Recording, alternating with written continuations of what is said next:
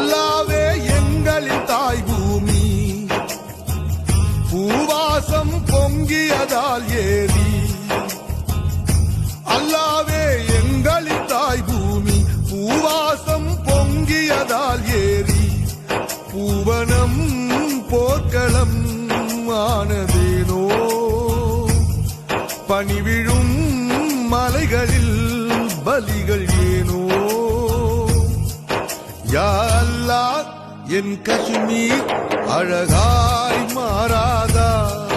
யா அல்லாஹ் என் காஷ்மீர் அமைதி காணாதா உம்மை